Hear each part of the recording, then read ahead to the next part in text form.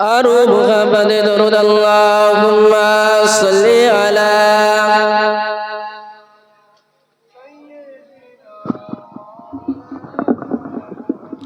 ওয়ালা আলি সাইয়্যিদিনা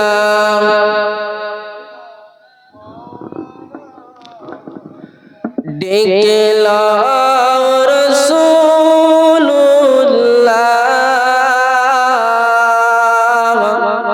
রওজা পাকের কিনারে ডেকে লাও রাসূলুল্লাহ রওজা পাকের কিনারে আমি কেঁদে কেঁদে হই গো সারা ধন্য করো দিদারে ডেকে লাও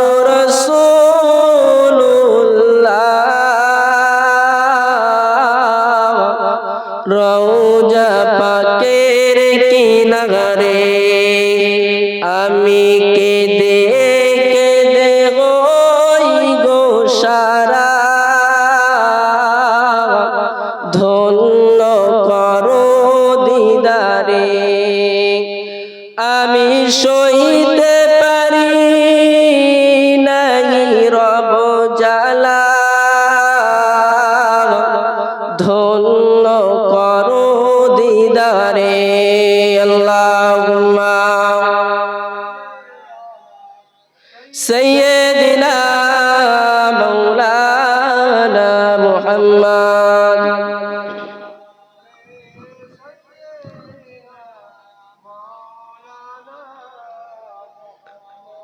मेरे आँखों के पुतली में जलो आए मुहम्मदी का मेरे दिल को आईना में नक्शाए मुहम्मदी का कोई जन्नत में जाएगा कोई दोज़ख में पहुँचेगा मदीने की तरफ दौड़ेगा दीवाना मुहम्मद का अल्लाहुम्मा सल्ली अला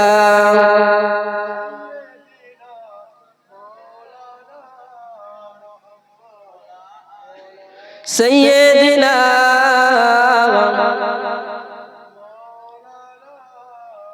ধন্য গো মায়া মিনা ধন্য গো মায়া মিনা ওমা তুমি নবীর মা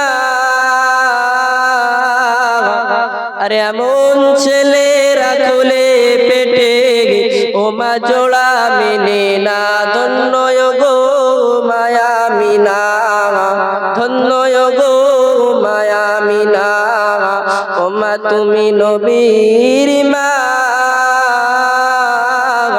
আরে এমন ছেলে রাখলে পিঠে ওমা জোড়া মেলে না মিশ্রণের সাথে নবীজি মিশ্রণের সাথে নবীজি মিশ্রণে যায় আর মেঘেরা এসে নবীজিকে ছায়া করে দেয় ধন্য গো মায়া মিনা ধন্য গো মায়া মিনা ওমা তুমি নবীর মা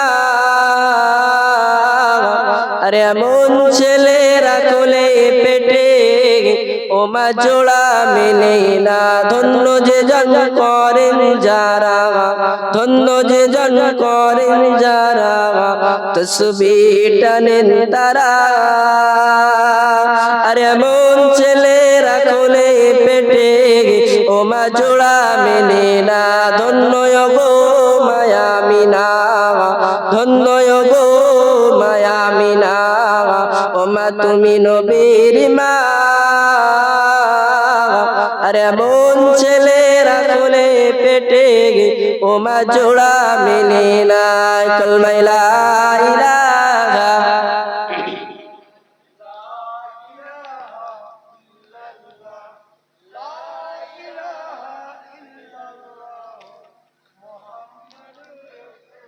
সাগর নদী আর পাহাড় বনে পাখিদের গুনগুন গুন চরণে সাগর নদী আর পাহাড় বনে পাখিদের গুনগুন গুন চরণে ভেসে আসে ওই সুমধুর গান ভেসে আসে ওই সুমধুর গান চারিদিকে শুধু আল্লাহর জয়গান আল্লাহ মহান আল্লাহ মহান আল্লাহ মহান আল্লাহ মহান কলমা লা ইলাহা ইল্লাল্লাহ লা ইলাহা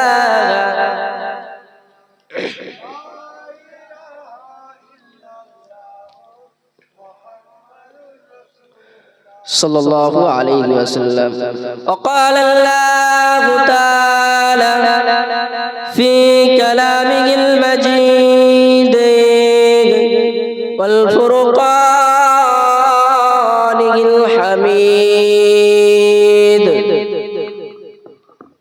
بسم الله الرحمن الرحيم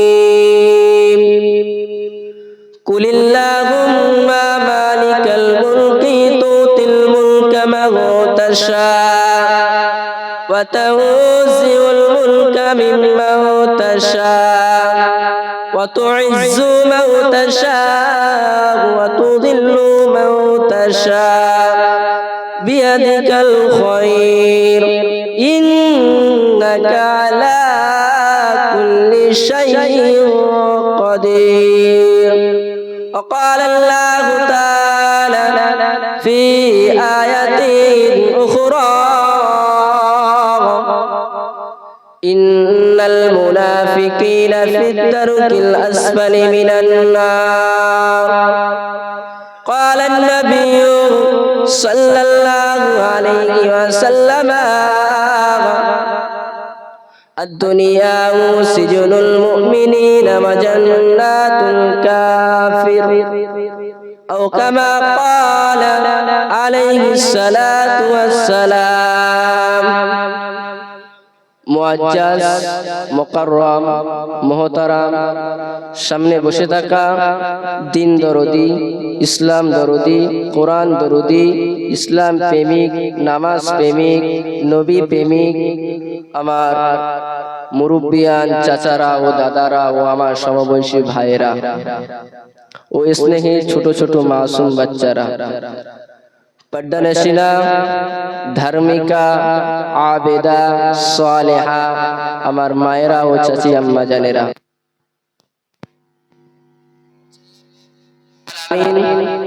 আমাকে আপনাকে সুন্দর একটি মাসটা হলো শাবানুল মুকাররমের শুভ ক্ষণে আমাদেরকে সুন্দর একটি জায়গা জান্নাতের বাগানে বসার মতো তৌফিক দান করেছেন সেই মহান স্রষ্টার দরবারে সকলে একবার উচ্চ স্বরে প্রশংসনীয় ভাষায় সকলে একবার উচ্চ স্বরে পড়ি আলহামদুলিল্লাহ। তারপর পরও জানাই সরকারে দু আলম আহমদে মুস্তফা শামসুদ্দোহা বদরুদ্দুজা নূরে রিসালাত হুজুরের নামে অসংখ্য অসংখ্য লাখ লাখ দরুদ ও সালাম বর্ষিত হোক সকলেই পড়ি সাল্লাল্লাহু আলাইহি ওয়াসাল্লাম। আজকে যে জায়গাটায় আমরা বসেছি এই জায়গাটা হাদিস পাকের ভিতরে এসেছে, জায়গাটা হলো আজকের জন্য জান্নাতের বাগান। আজকের জন্য জান্নাতের বাগান করেছে, একটু জোরে বলা যাবে না সুবহানাল্লাহ। আরেকটা জায়গা দুনিয়াতে দুটি জায়গা জান্নাতের বাগান করেছে। এক নম্বর হলো যেখানে অটোমেটিক কুরআনুল কারীম তেলাওয়াত হয় অর্থাৎ মাদ্রাসা। কোথায়? এক হলো মাদ্রাসা, আর দ্বিতীয় নম্বর হলো যেখানে আল্লাহ আল্লাহ রসুলের কথা, হাদিসের কথা, কোরআনের কথা বলা আলোচনা হয়, সেটা হলো জান্নাতের বাগান। আজকে সেই জায়গায় বসে আছি। একটু আরেকবার জোরে বলা যাবে না সুবহানাল্লাহ? পূর্বে একটি আয়াত পাঠ করেছি কোরআনুল কারীম থেকে, কুলিল্লাহুম্মা মালিকাল মুলকি তুতিল মুলকা মান তাশা ওয়া তামজিগুল মুলকা মিম্মান তাশা ওয়া তুইজ্জু মান তাশা ওয়া তুযিল্লু মান তাশা বিয়াদিকাল খায়র। আবার আল্লাহ রাব্বুল আলামিন জানাচ্ছেন, আমি আল্লাহ রাব্বুল আলামিন যাকে ইচ্ছা করি তাকে ক্ষমতা দান করি, আর যাকে ইচ্ছা করি ক্ষমতা কেড়ে নিই। আল্লাহ পারে। আজকে যে প্রধানমন্ত্রী নরেন্দ্র মোদী, আজকে যে প্রধানমন্ত্রীর আসনে বসে আল্লাহ বসিয়েছে, আর আল্লাহ চাইলে ওকে ঠিক ওর থেকে বের করে লাগাতে পারে তো। কুরআনুল কারীম দ্বারা প্রমাণিত। আপনাদেরকে এটাই বোঝাতে যাচ্ছি আমি আজকে একটা স্যাম্পল দ্বারা আমি একটা উদাহরণ দেবো ইনশাআল্লাহ। এই কুরআনুল কারীমের সঙ্গে, কুরআনুল কারীমের আয়াতের সঙ্গে ওই স্যাম্পলটা ঠিক আপনারা বুঝতে পারবেন। আল বিদা আন নিহা কিতাবের ভিতরে পাওয়া যায়, আজরাইল আলাইহিস সালাতু ওয়াস সালামকে কোনো এক সময় জিজ্ঞাসা হচ্ছে, কে? আল্লাহ রাব্বুল আলামিন জিজ্ঞাসা করছে, এই আজরাইল, তোমার কি, তুমি যে এত মানুষের জাহান কবজ করো, এত পশু পাখি দুনিয়ায় যা আছে সবারই জাহান কবজ করো, তো তোমার কি একটু কষ্ট লাগে না? তোমার কি একটু কষ্ট লাগে না? আজরাইল উত্তর দিয়েছিল, রব্বুল আলামিন আল্লাহ, আমার দুটি জাহান কবজ করতে খুব কষ্ট লেগেছিল। এই যে ঘটনাটা বলছি, ঘটনাটা আছে আল বিদা আন নিহা কিতাবের ভিতরে আছে। তা বলছে কেমন? বলছে একদিন খুব ঝড় উঠেছিল, একটা সমুদ্রের ভিতর দিয়ে একটা জাহাজ যাচ্ছিল। কি যাচ্ছিল? জাহাজ। ওই জাহাজের ভিতরে একজন গর্ভবতী মহিলা, অর্থাৎ প্রেগনেন্ট মহিলা ছিল।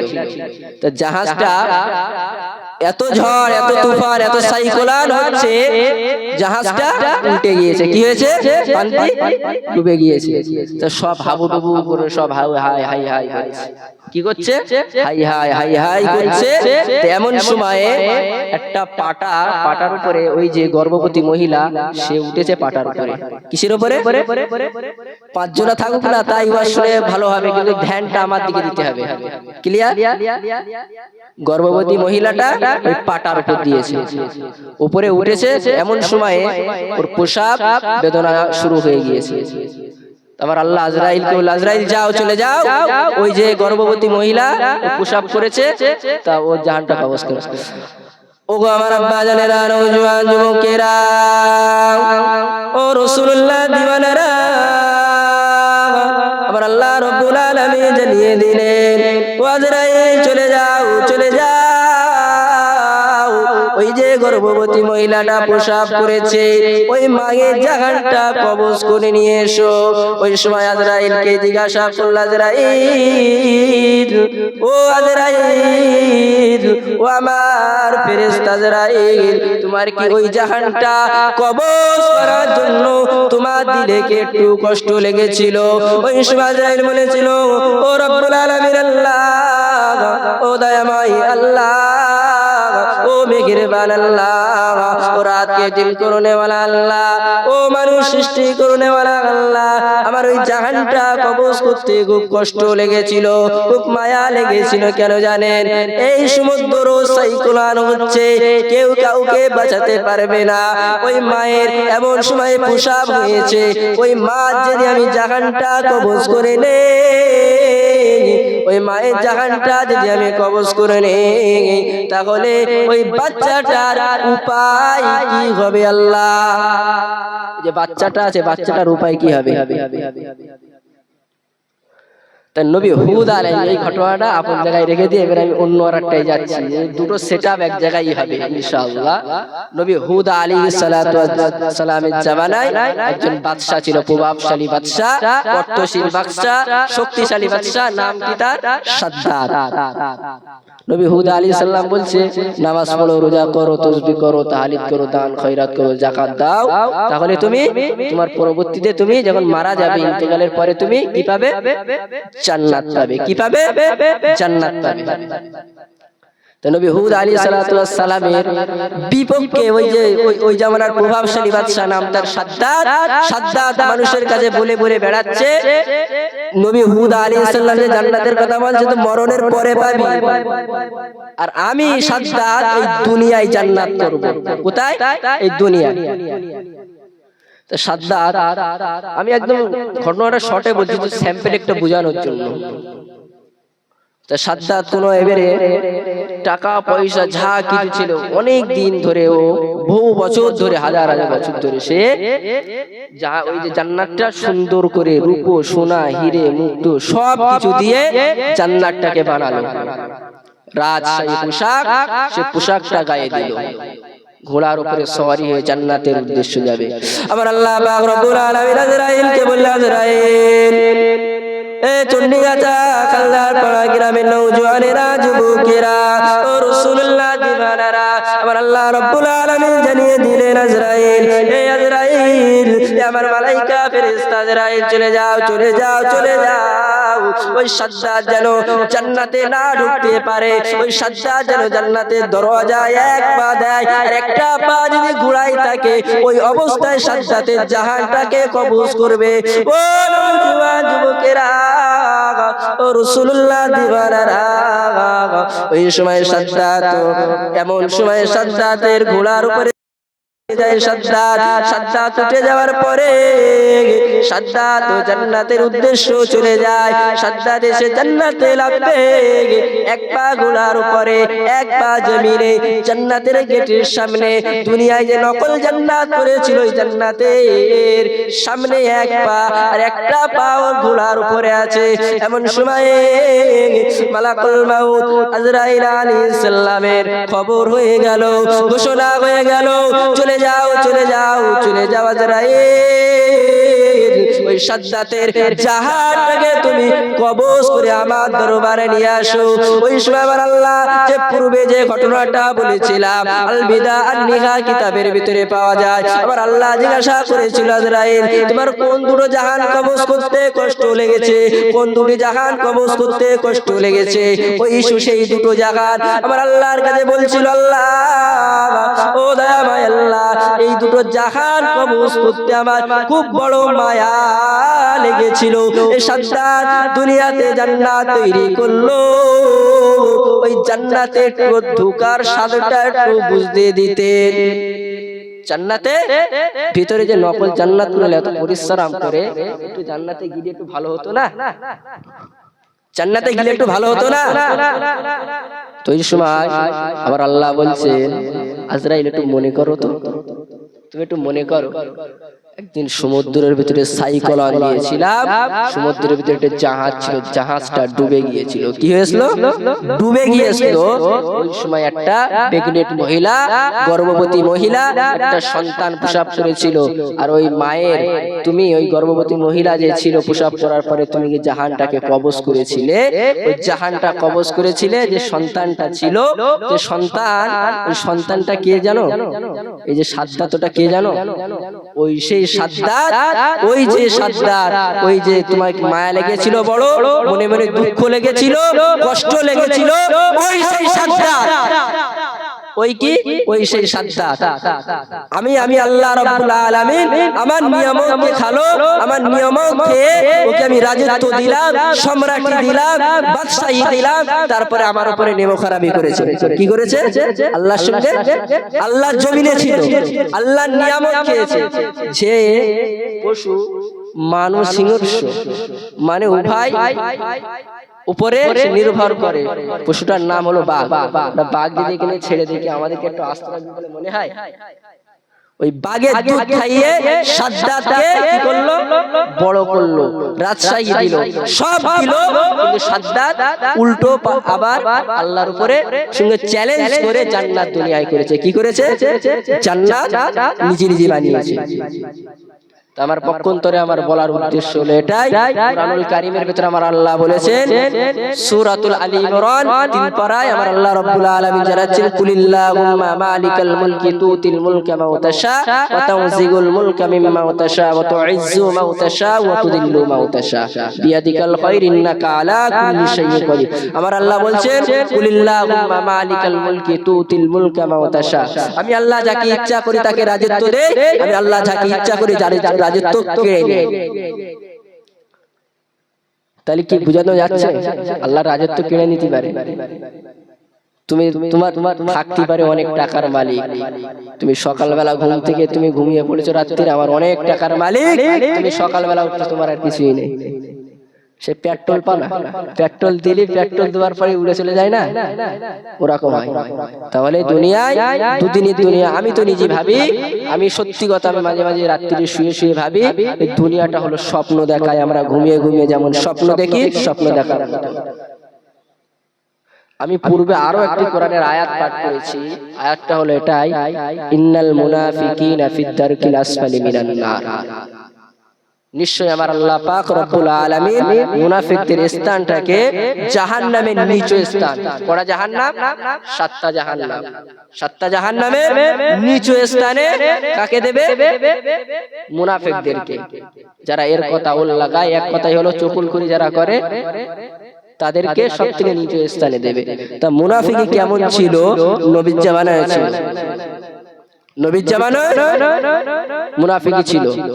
তো আমি নবীর জামানায় যাব না, নবীর পরের একটু ওনার নাতির ঘটনাই বলি। আজকে আমি ওনার নাতির ঘটনাটাই বলি।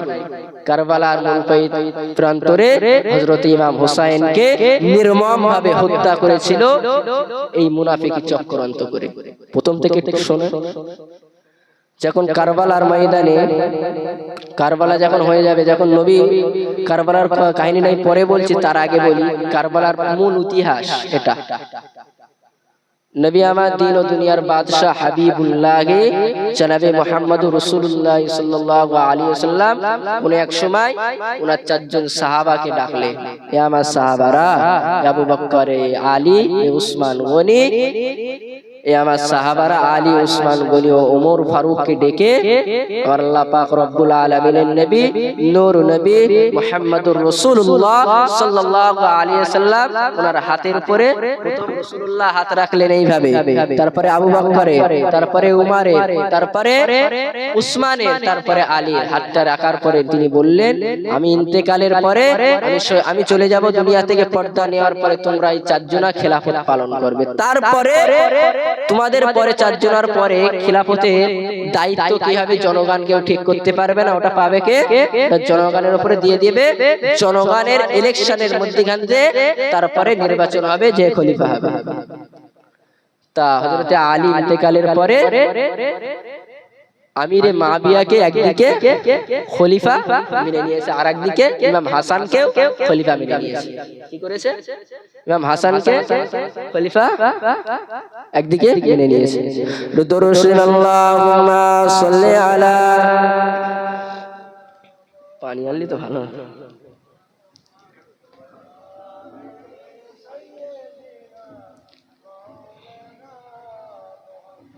হৃদয় উজাড় করে আমি ভালোবাসি তোমায়, হৃদয় উজাড় করে আমি ভালোবাসি তোমায়, থাকবে কত আর দূরে দূরে তুমি আমাকে ছেড়ে, হৃদয় উজাড় করে আমি ভালোবাসি তোমায়। আল্লাহুম্মা সাল্লি আলা,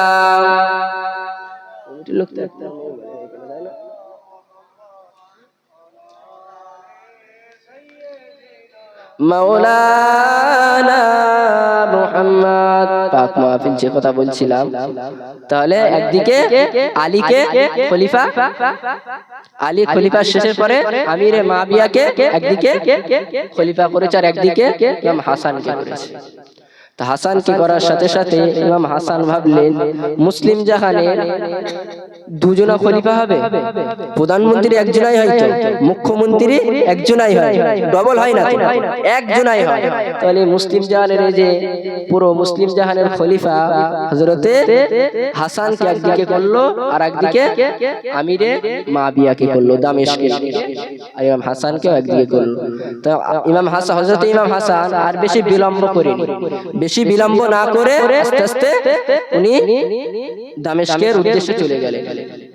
চলে গিয়ে আমিরে মাবিয়া দেখে না, হযরতে ইমাম হাসানকে দেখে উনি যে চেয়ারে বসেছিল, মসনদে চেয়ার থেকে উঠে পড়ে সালাম দিয়ে উনার শরীরটাকে উনার বুকের উপরে বুকটা জড়িয়ে নিয়েছিল। একটু জোরে বলা যাবে না সুবহানাল্লাহ? বলছে আপনি এই চেয়ারে বসেন, আপনার গায়ে রাসূলের রক্ত আছে, আপনি বসেন এই চেয়ারে।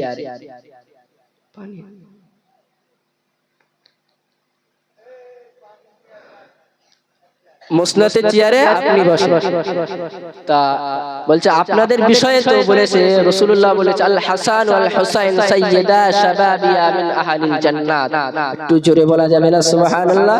যুবক দিগের লিডার হবে তুমি জান্নাতের, যুবক দিগের লিডার হবে তো তোমরা দুই ভাই। তো একটা মানুষ যদি তার পক্ষে যদি বারবার যদি প্রশংসা করে, তার পক্ষে তো কিছু বলা যাবে। তো এই সময় ইমাম হাসান বলেছিল আপনাকে নবী এত পছন্দ করত, এত ভালোবাসতো, আপনাকে তো খতিবুল ওয়াহি করেছিল। কি খতিবুল ওয়াহি করেছিল? যে রাসূলুল্লাহ যে সব জায়গায় পাথরের উপরে এর উপরে যে ওহীগুলো আসতো, ওহীগুলো তো আপনাকে লিখতে বলতো এক জায়গায়।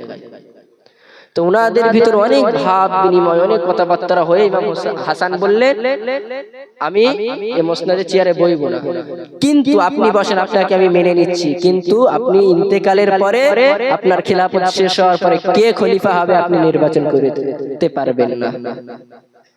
স্ট্যাম্প পেপার হলো, ইসলামের উপরে লেখা হলো, সবকিছু লেখার পরে হযরতে ইমাম হাসান সবকিছু লেখার পরে ওতে লেখা আছে ইনি ইন্তেকালের পরে কে খলিফা হবে জনগণ সেটা নির্ধারিত করবে। ভোট হবে ইলেকশনের ভিতরে, কে হবে নির্বাচিত তাকে করা হবে। তাই হয়ে গেল।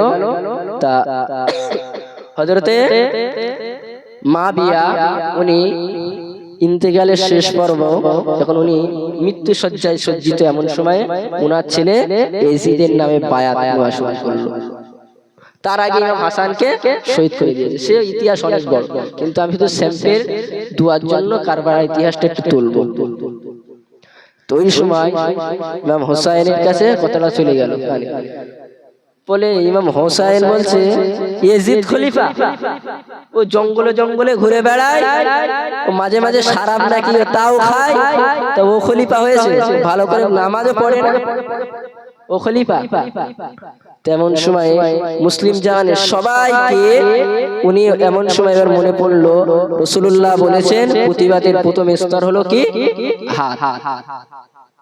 তা প্রথম স্তর হাত, আবার পক্ষান্তরে ভাবলেন প্রতিবাদের দ্বিতীয় স্তর রাসূল বলেছেন মুখ চালাও। তা প্রথম মুখ চালাচ্ছে। কদিন সময় যাওয়ার পরে না লোক যেন আরো ইমাম হোসাইনের দলে কমতে, সব কি যাচ্ছে কমে যাচ্ছে। তেমন সময়ে উনার ধরে মোট 5 জন, ইমাম হোসাইনের ধরে মদিনায় 5 জন আলাদা, সবারই উনার ওই ইয়াজিদের বর্ষতা স্বীকার করেছে খলিফা হওয়ার। মেরে ধরে যা করে হোক, এখন হচ্ছে না সেম ওইভাবে।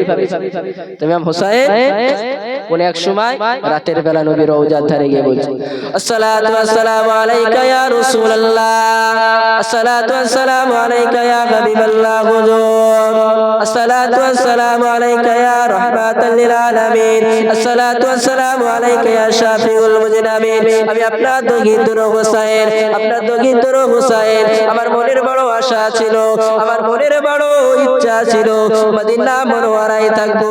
মাঝে মাঝে মাঝে মাঝে আপনার রওজার ধারে এসে আসসালাতু ওয়াসসালামু আলাইকা ইয়া রাসূলুল্লাহ বলবো, আসসালাতু ওয়াসসালামু আলাইকা ইয়া হাবিবাল্লাহ বলবো, আসসালাতু ওয়াসসালামু আলাইকা ইয়া খাতামান নবিয়্যিন বলবো। কিন্তু নসিব আমার খারাপ, ভাগ্য আমার খারাপ, আমি হোসাইন মনে হয় আজ রাতে মদিনা ছেড়ে হিজরত করে আমার মক্কায় যাওয়া লাগবে।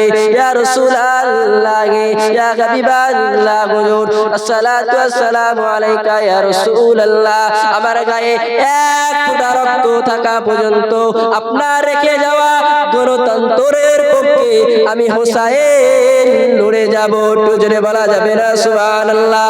ও নওজোয়ান যুবকেরা, ও রাসূলুল্লাহ দিওয়ানারা, হযরত ইমাম হোসাইন এত কান্নাকাটি করছেন। আসসালাতু আসসালামু আলাইকা ইয়া রাসূলুল্লাহ, আসসালাতু আসসালামু আলাইকা ইয়া হাবিবাল্লাহ হুজুর, আপনার সাথে এটা মনে হয় আজ আমার শেষ দিদার, আর কোনোদিন দেখা হবে না, আর কোনোদিন মনে হয় দেখা হবে না। আপনার রওজার ধারে আর আসতে পারবো না, আপনার রওজার ধারে আমি আর মনে হয় আসতে পারবো না। হযরত ইমাম হোসাইন এত কান্নাকাটি করছে, এত নোনাজারি করছে, এমন সময় রাসূলের দরবার থেকে দোয়া করে নিয়ে, রাসূলের সঙ্গে দিদার করে নিয়ে এমন সময় তিনি চলে গেলেন মক্কার উদ্দেশ্য, তিনি রওনা হয়ে গেলেন। কিসের উদ্দেশ্য? মক্কার উদ্দেশ্যে রওনা হয়ে গেল। মক্কার উদ্দেশ্যে যখন রওনা হয়ে গেল তখন হযরত ইমাম হোসাইন, আমি বক্তৃতা ঘটনাটা অনেক সংক্ষেপে বলছি, অনেক ঘটনা অনেক কিচ্ছা কাহিনী আমি একটু শর্টে বলছি, সময় অল্প। তো হযরত ইমাম হোসাইন যখন মক্কায় আছে, কুফা থেকে চিঠি আসছে। কোথা থেকে? কুফা থেকে চিঠি আসতে চিঠি যখন বেশি হয়ে যায়, চিঠি একটা দুটো করে আসে না গুনে গুনে, তখন তো মোবাইল ছিল না, কিছুই ছিল না, তখন চিঠি আদান প্রদান হতো। তা চিঠির সংখ্যা যখন 150-এর অধিক হয়ে গিয়েছে, তখন ইমাম হোসাইন ওনার চাচাতো ভাই মুসলিম বিন আকিলের হাত দিয়ে একটা চিঠি লিখলেন কুফার উদ্দেশ্যে। ইতি আমি ইমাম হোসাইন লিখছি, আমার প্রতিনিধি করে আমার চাচাতো ভাই মুসলিম বিন আকিলকে আমি কুফায় পাঠাচ্ছি তোমাদের কাছে, তোমরা এর কাছে বলো এই চিঠি আবার পাঠাবে, আমি সেই নির্ভর করে আমি ইমাম হোসাইন কুফায় যাব। তো মুসলিম বিন আকিল যখন প্রথম চলে গেল কুফায় চলে যাওয়ার সাথে সাথে কুফার প্রথম দিনই 18,000 মুসলমান, কুফায় 18,000 মুসলমান মুসলিম বিন আকিলের হাতে ইমাম হোসাইনের নামে বায়াত হয়ে গেল। কি হয়ে গেল? বায়াত হয়ে গেল। তো ইমাম হোসাইনের কাছে সেই দিনই চিঠি লিখল। তো চলে আসলো থেকে চিঠি, মুসলিম বিন আকিলের চিঠিটা ইমাম হোসাইনের কাছে চলে আসলো। তো হযরত ইমাম হোসাইনের কাছে আসার সঙ্গে সঙ্গে ইমাম হোসাইন তো খুব এবারে মনে পড়ে গিয়েছে, রাসূল বলেছিল প্রতিবাদের প্রথম স্তর হলো কি? হাত। এবারে হাত চালাতে হবে। 18,000 মুসলমান, সে জামানার 18,000 মানে এ জামানার 18 লাখ, সে জামানার 18,000 মানে এ জামানার 18 লাখ। এটা ভাব দিয়ে হবে, 18 লাখ হবে না?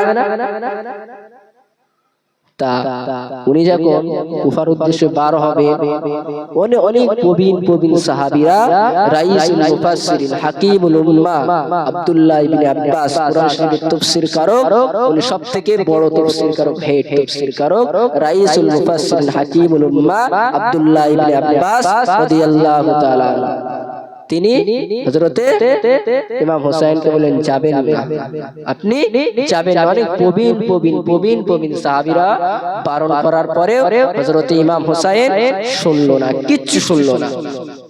যাবো আব্বা জামাই জানেরা, নওজোয়ানেরা, যুবকেরা, ও রাসূলুল্লাহ দিওয়ানারা, ইসমাঈল নবী আমার দিন ও দুনিয়ার বাদশা হাবিবুল্লাহ জনাবে মুহাম্মদুর রাসূলুল্লাহ সাল্লাল্লাহু আলাইহি ওয়াসাল্লাম হযরত ইমাম হোসাইন কে বলল, আব্দুল্লাহ ইবনে আব্বাস, হুজুর আপনি যাবেন না, আপনি কুফার মানুষকে চেনেন না, আপনার আব্বা হযরতে আলীকে ওরা ঠকিয়েছে, হযরতে আলীকে ওরা ঠকিয়েছে, আপনি আপনি যাবেন না, আপনি কুফার উদ্দেশ্য যাবেন না। হযরত ইমাম হুসাইন কুফার উদ্দেশ্য বার হবে, কারোর কথা শুনবে না। হযরত ইমাম হুসাইনকে বারবার রিকোয়েস্ট করছে যাবেন না, এমন সময় বলা কোনো শুনলো না। হযরত ইমাম হুসাইনের কাছ থেকে রাইসুল মুফাসসিরিন হাকিমুল উম্মাহ আব্দুল্লাহ ইবনে আব্বাস এমন সময় কাবা চত্বরে চলে গেলেন। কাবা চত্বরে গিয়ে জোহরের নামাজকে আদায় করে একটু ঘুমিয়ে পড়লেন। ঘুমিয়ে ঘুমিয়ে স্বপ্ন দেখছে কারবালার প্রান্তরে, মরু প্রান্তরে একটি জায়গায় খাতুনুল জান্নাত ফাতিমাতুজ যোহরা রাদিয়াল্লাহু তাআলা আনহা একটা জায়গায় ঝাড় দিয়ে দিচ্ছে, কত সুন্দর করে ঝাড় দিয়ে দিচ্ছে। ওই সময় হযরত ইমাম হুসাইনের কথাটা আব্দুল্লাহ ইবনে আব্বাস ভাবলেন, হুসাইন আর দুনিয়ায় বাঁচবে না, হুসাইন আর দুনিয়ায় থাকবে না, হুসাইন শহীদ হয়ে যাবে। হুসাইন কি হবে? শহীদ হয়ে যাবে। তা কারোর কথা শুনলো না। আব্দুল্লাহ ইবনে আব্বাস আবার আসলেন, বললেন আমি জানি আমি যদি আপনার ঘোড়ার সামনে শুয়ে পড়ি তাও আপনি যাবেন, তাও আপনি কুফার উদ্দেশ্যেই যাবেন, কেন আপনার প্রতিবাদের আওয়াজটা আপনি তুলবেন। হযরত ইমাম হুসাইন একাধিকবার ওই জায়গায় বলেছিল, হযরত ইমাম হুসাইন বলেছিল আপনি যাবেন না। তারপরে বারবার রিকোয়েস্টের পরেও বলেছিল না আমি যাবই যাব। কি বলেছিল? না আমি যাবই যাব, কোনো কথা শুনবে না, বলে আমি যাবই যাব। হযরত ইমাম হুসাইন এমন সময় তিনি আসলেন কুফা থেকে, কুফার উদ্দেশ্যে তিনি বার হয়ে গেলেন। এমন একটি জায়গাটার নাম কাটসিমা নামক একটা জায়গার নাম হলো কাটসিমা। ওই জায়গায় হয়ে গেল। ওই জায়গাটায় এক জায়গায় হয়ে যখন দেখছেন একটা 1000 উনি দূর থেকে যাচ্ছেন, আর 1000-এর একটা দল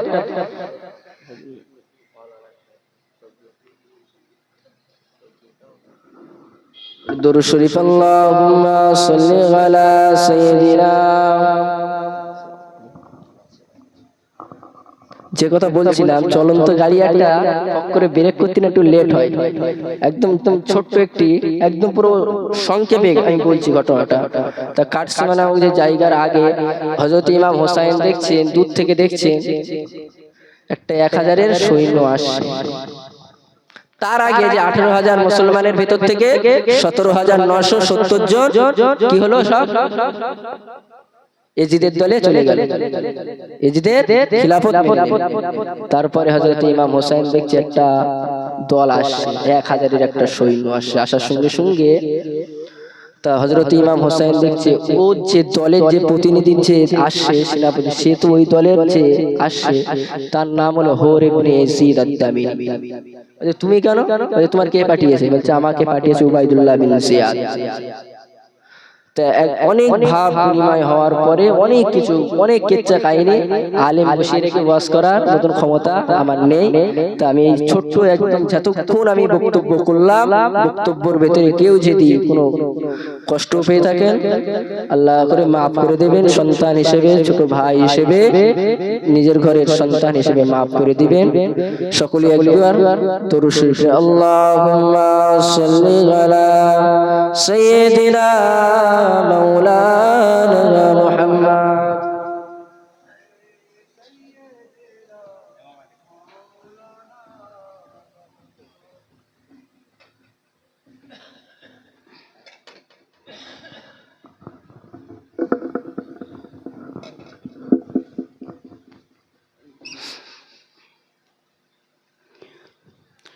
আসসালামু আলাইকুম ওয়া রাহমাতুল্লাহি ওয়া বারাকাতুহু।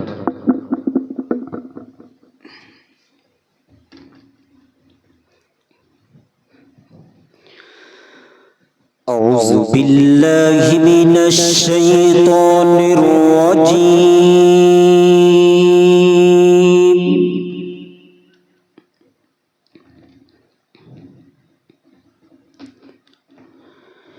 বিসমিল্লাহির রহমানির রহিম।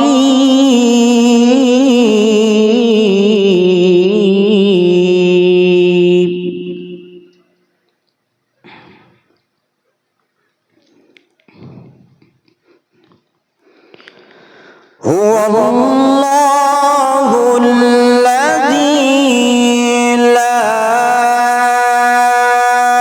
إله إلا هو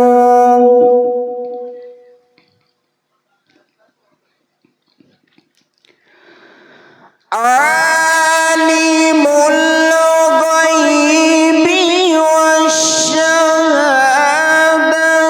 هو الرحمن الرحيم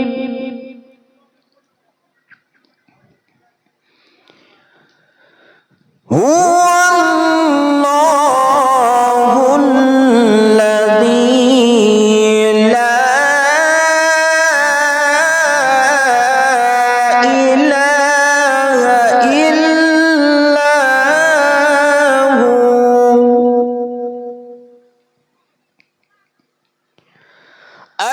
الملك القدوس السلام المؤمن المهيمن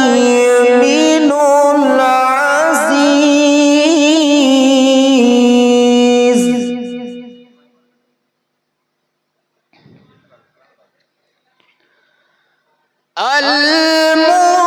المهيمن العزيز الجبار